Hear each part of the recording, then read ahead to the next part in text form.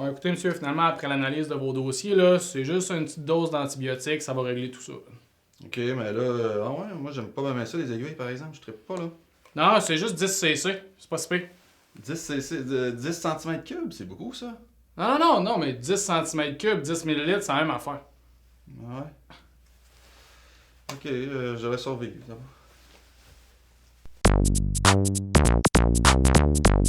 Pour effectuer une conversion d'unité, il faut généralement multiplier ou diviser par une puissance de 10 pour passer d'une unité vers une autre.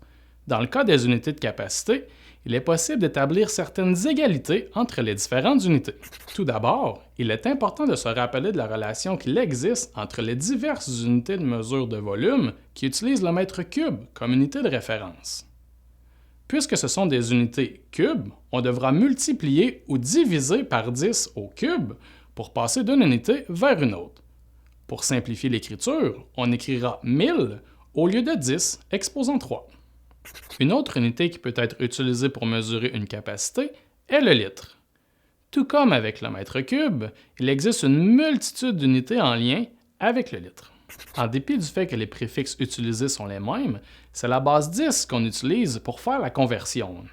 Ainsi, on multiplie ou on divise par 10 pour passer d'une unité vers une autre. Même si l'unité de référence est différente pour chacun des résumés, il existe certaines équivalences entre ces unités. Plus précisément, un centimètre cube est équivalent à 1 millilitre, un décimètre cube équivaut à 1 litre, et un mètre cube est égal à 1 kilolitre. Avant d'aller plus loin, il est important de mentionner qu'il n'existe aucune convention générale sur l'utilisation de ces unités. Or, il semble que les mètres cubes soient associés aux solides, alors que les litres sont privilégiés pour les liquides. Finalement, cela importe peu, puisqu'il est possible de convertir les mètres cubes en litres et vice-versa. Par exemple, 0,023 décamètres cubes est équivalent à combien de décilitres? L'idée générale d'une telle conversion est de choisir un des ponts qui permet de passer d'un tableau à l'autre. Comme il y a plus d'un pont, cela implique qu'il y a plus d'une façon pour résoudre le problème. Dans le cas présent, le chemin suivant sera celui que l'on suivra. Pour les calculs, le tout se traduit de façon suivante.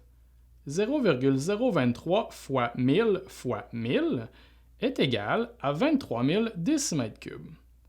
Selon le pont choisi, on passe de 23 000 décimètres cubes à 23 000 litres.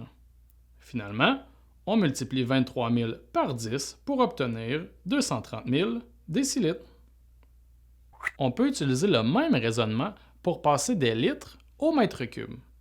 Par exemple, à combien de mètres cubes peut-on associer 533 982 centilitres?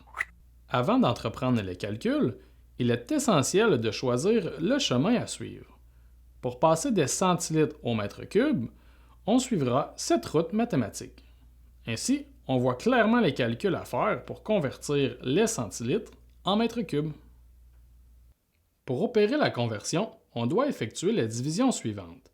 533 982 divisé par 10 à 5 reprises, ce qui donne 5,33982 kilolitres.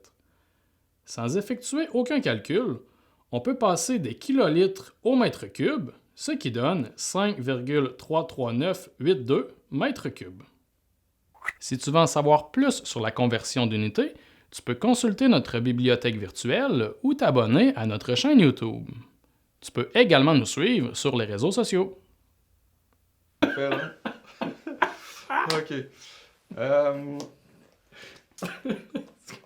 Je t'aide pas. Ok, c'est bon. Quand t'es prêt, je suis prêt. Scène 1, prise 1, action.